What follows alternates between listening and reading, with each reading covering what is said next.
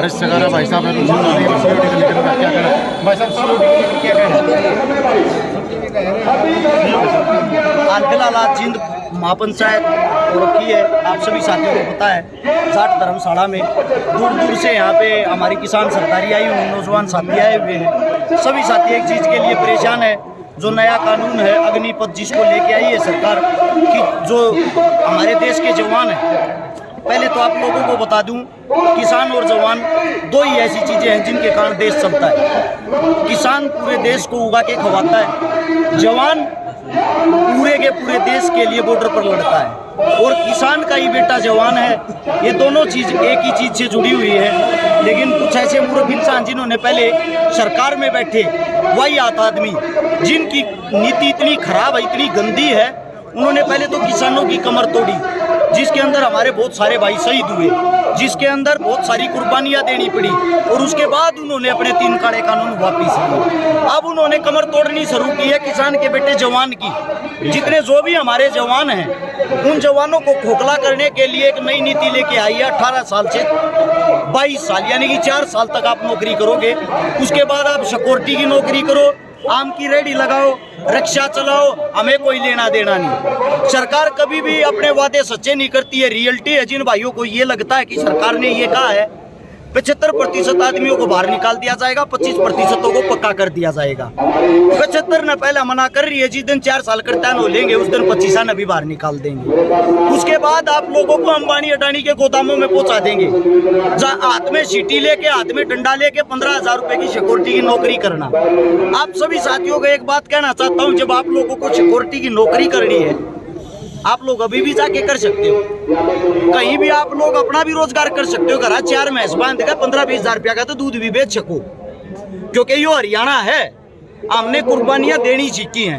एक लोते हरियाणा और पंजाब के 5,000 परिवार ऐसे हैं, गौर से सुनने की बात है, 5,000 परिवार ऐसे हैं जिन्होंने बॉर्डर पर जो शहीद हो गए और उनके बाद उनकी वंशवेली समाप्त होगी। यानी कि एक बेटा था वो ऐसा बॉर्डर पर शहीद हो गया और कुछ रहा ही नहीं।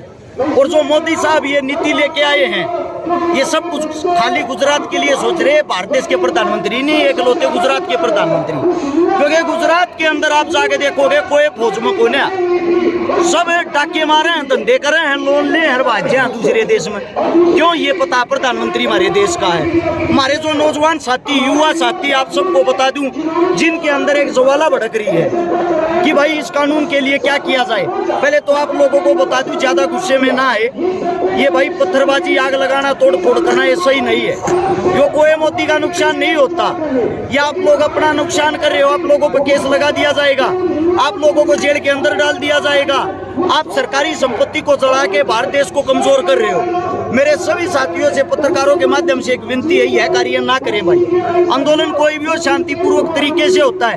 अगर आप लोगों को केस लग गया, आप लोगों की जिंदगी बर्बाद हो जाएगी। जो 4 साल वाली नौकरी, क्या 4 दिन वाली नौकरी भी नहीं कर पाओगे फिर।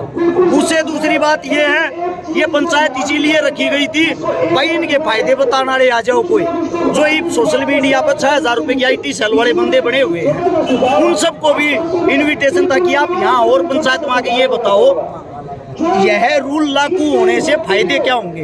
एक सिंगल पर्सन, सिंगल आदमी नहीं आया यहाँ बताने के लिए। आप लोगों को बता दूं, फौज एक ऐसी चीज है जिसके साथ दिल से, भावनाओं से आदमी जुड़ता है।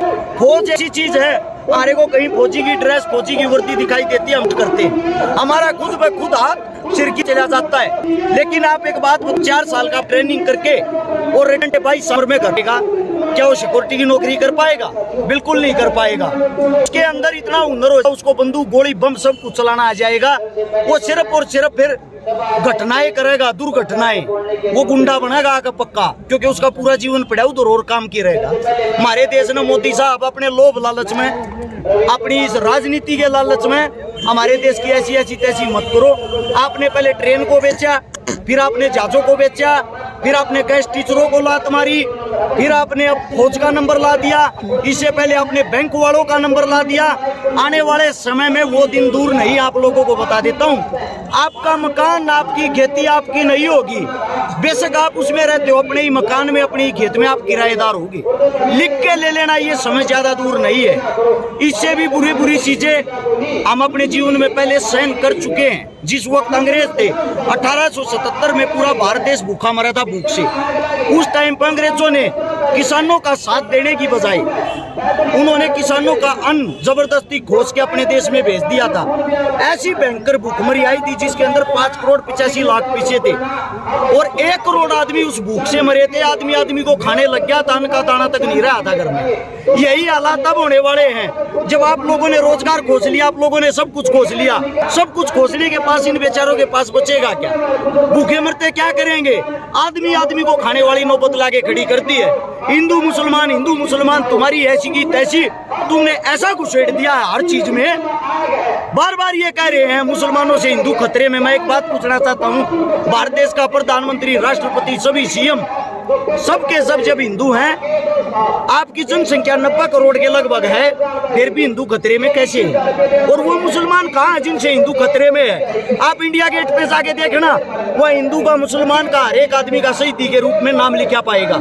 मुसलमानों ने भी हमारे लिए शहादतें दी हैं, उनको भी इस देश में रहने का हक है। जहाँ चाहो वहाँ आप लोगों ने मंदिर मस्जिद फैला के रख दिया।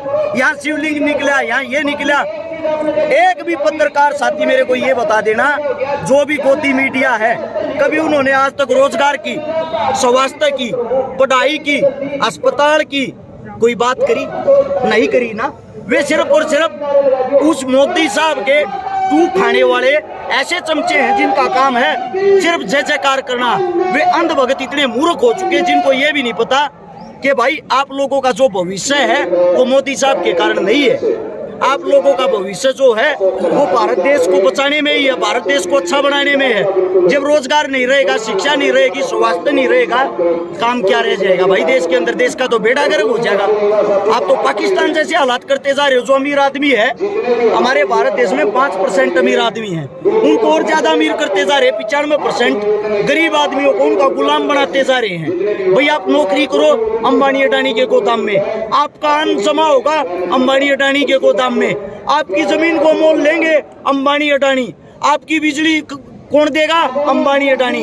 हमारे को तो समझ में ये नहीं आता प्रधानमंत्री नरेंद्र मोदी है या अंबानी अडानी। एक सिर्फ 5% आदमियों को आप अमीर बनाने के चक्कर में हमारे देश की ऐसी तैसी कर रहे।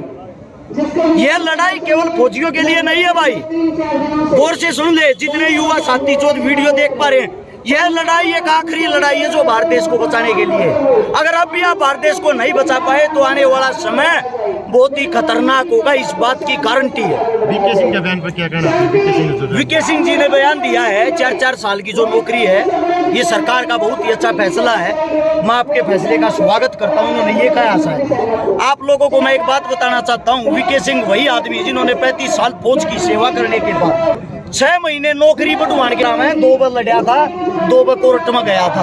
आप भी छोड़ देते वीके सिंह जी 4 साल करते। और भाई 4 साल की नौकरी अगर बढ़िया, हम भी मानना भाई बढ़िया है, हम आप लोगों के फैसले से पूर्ण समर्थन में हैं। एक काम करके दिखा दो, आप भी सिर्फ 4 साल के लिए सीएम बनो, मुख्यमंत्री बनो, प्रधानमंत्री बनो। 4 साल के बाद आप भी अपना पद छोड़ के नए बच्चों को आगे आने दो। 71 साल का आदमी भारत देश का प्रधानमंत्री है, वो ये बातें कहता है कि 4 साल ही नौकरी करनी चाहिए। क्यों? उसके बाद क्या? मोदी साहब आप बता दो, वही कार्य जो आप लोग करवाते आते हो, ताली बजाओ, थाली बजाओ, व्हाट्सएप इंस्टाग्राम पर थारी पोस्ट करो। मोदी है तो मुमकिन है, मुमकिन कहाँ है ये तो बता सकते हो? कोई कार्य तो करके दिखा दो। आप लोगों ने कार्य क्या किया सरकार के लिए, भारत देश के लिए? धन्यवाद।